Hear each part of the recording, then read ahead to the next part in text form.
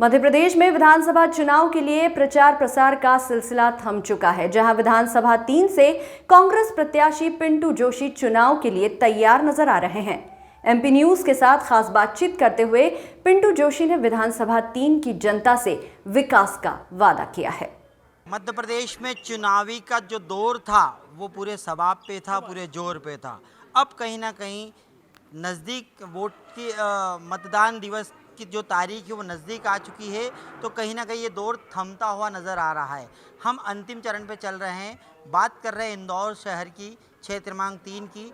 दीपक जोशी पिंटू भैया आज वहाँ समाजजनों से भेंट कर रहे हैं। सुबह ब्रेकफास्ट विथ पिंटू जोशी का ये कार्यक्रम इन्होंने आयोजित किया था।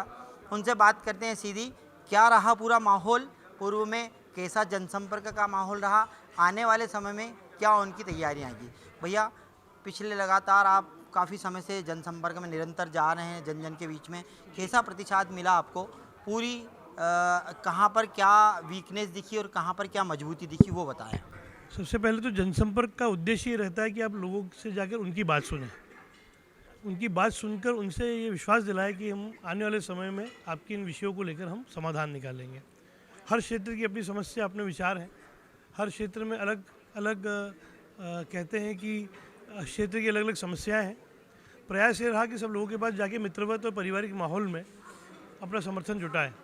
लेकिन असली जिम्मेदारी हमारी चुनाव के बाद बनती है, क्योंकि चुनाव में तो हम मत मांगने जा रहे हैं, लेकिन मत के समय हम जो लोगों से बात करते हैं, जो लोगों को विश्वास दिलाते हैं, असली जिम्मेदारी तो हमारी चुनाव के बाद चालू होगी। अब बात कीजिए 17 तारीख को वोट होने वाला है। अब आज लगभग जनसंपर्क खत्म हो चुका है, थम गया है ये दौर जनसंपर्क का। आपकी विधानसभा में 2 शहर आते हैं, एक नया इंदौर, एक पुराना इंदौर। कैसे डिस्क्राइब करेंगे उन पुराने इंदौर को, क्या करेंगे और नए इंदौर में क्या करेंगे? देखिए, नए इंदौर पुराना इंदौर की अपनी अपनी तासीर है, लेकिन तकरीबन पुराने इंदौर के लोग ही नए इंदौर में जाके बसे और उनकी विचारधारा, उनके अंदर आज भी वो पुराने इंदौर का भाव जीवित है।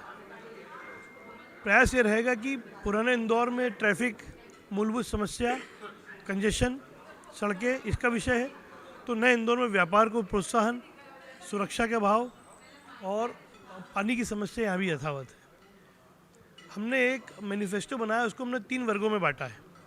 एक जो घनी आबादी वाली बस्ती वाला क्षेत्र है, एक कॉलोनीज़ और सोसाइटीज़ का क्षेत्र है, और एक व्यापारिक क्षेत्र है। सबके अपने अपने विचार हैं, सबके अपनी अपनी समस्याएं हैं। हम एक विचार से पूरी विधानसभा को हम सुधार नहीं सकते। हम चाहते हैं कि जो काम हो रहा है और आगे बेहतर हो, और जो सामान्य व्यवहार में चीज़ें हो जाए, आसानी से हो जाए, उनको हम फर्स्ट प्रायोरिटी में लेंगे और बाकी चीज़ों को प्री प्लान होके तकनीकी आधार पर हम काम करेंगे। क्योंकि अभी जो विकास कार्य हो रहे हैं उसको 10, 20, 30 साल के हिसाब से हम सोच के चलें, क्योंकि हमारा इंदौर किस दिशा में जाने वाला है, आने वाले समय में हमारी आने वाली पीढ़ी को क्या चुनौतियों का सामना करना पड़ेगा, उन सब विषयों को हमको आज से ही समझकर उनकी हमको फाउंडेशन बनानी पड़ेगी।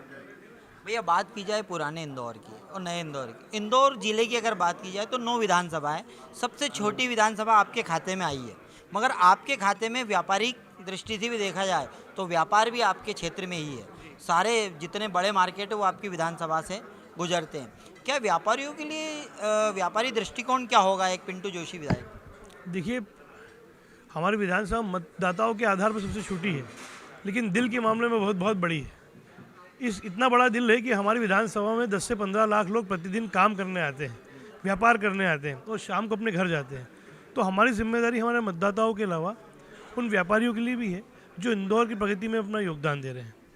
प्रयास ये रहेगा कि नागरिक क्षेत्रों में, रहवासी क्षेत्रों में, व्यापारिक क्षेत्रों में एक समन्वय बनाया जाए और व्यापार को ऐसा भय मुक्त, चंदा मुक्त हमको माहौल देना है जिससे व्यापारी जो मेहनत कर रहा है और उसके बाद परिश्रम के बाद जो धन कमा रहा है उस पर उसका ही अधिकार रहे, क्योंकि हमारे इंदौर के लोग वैसे भी सेवाभावी दानवीर हैं।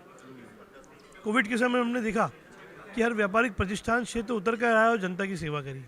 तो हमारे इंदौर में दान पुण्य का भाव शुरू से रहा है, मानव सेवा का भाव शुरू से रहा है।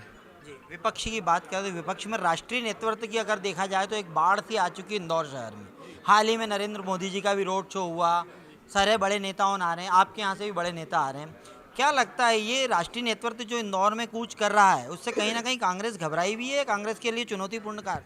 देखिए मैं तो छोटा सा आदमी हूँ साहब, और यहाँ के लोगों की समस्याएं भी छोटी छोटी है, तो क्या हम इतने बड़े नेता को परेशान करें इन समस्याओं के लिए। मैं लोगों से ये निवेदन करना चाहूँगा, आपके क्षेत्र का हूँ, आपका अपना हूँ, और आपकी समस्या के लिए मैं ही उपलब्ध रह पाऊँगा, बड़े नेता कोई नहीं रह पाएंगे। तो आप अपने व्यक्ति को चुनिए, चेहरे को चुनिए, ना कि विचारधारा को। अच्छा, एक और नारा सुनाई में आ रहा है, अभी देखा जाए तो क्षेत्र क्रमांक 3 में चर्चा का विषय बना है, भले को जिताने में भलाई है। क्या है ये भले को जिताने में भलाई? मेरे दोस्तों ने नारा दिया था, अब वो चुनाव की पंचलाइन बन चुका है, क्योंकि जिस हिसाब से मेरा लोगों से दोस्ती है, प्रेम है, भाईचारा है, तो लोग के मन में मेरे प्रति जो भाव है भले वाला है, और बड़ा आशीर्वाद मिला। तो ये पंचलाइन न जाने कहाँ से निकली और निकल के हिट हो गई, तो हमने पूरा चुनाव इस पे आधार कर दिया है। क्या बात है। चुनावी दिवाली कैसे मनाई पिंटू जोशी? मैं सबसे पहले तो मेरी दोनों बेटियों को मैंने पूजन करा, क्योंकि लक्ष्मी जी है हमारे घर में दो, तो सबसे पहले घर की लक्ष्मी को पूजना ज़रूरी है। फिर पूजन करने बाद मैं थर्ड जेंडर के पास गया दिवाली मनाने, क्योंकि उनका परिवार नहीं होता। उन बच्चों के पास गया जिनका परिवार नहीं होता। वो आज नहीं, वर्षों से जा रहा हूँ, हम वर्षों से हम पटाखे फोड़ते रहे साथ में। तो ये रेगुलर की चीज़ थी, सामान्य की चीज़ थी, चुनाव था इसलिए आप सबकी नज़र में आई। बहुत बहुत धन्यवाद। तो ये थे पिंटू जोशी जी, जिनका नारा बड़ा ही चर्चा में पूरे प्रदेश में है, भले को जिताने में भलाई है। इन्होंने दिवाली भी एक अलग अंदाज में मनाई, थर्ड जेंडर के साथ मनाई, अपनी बच्चियों के पूजन के साथ में मनाई। इनका ऐसा कहना है कि लक्ष्मी पूजन घर से ही शुरू होना चाहिए। मेरे साथ बने रहिए। कैमरा पर्सन अरुण यादव के साथ राकेश राठौर, MP न्यूज़, इंदौर।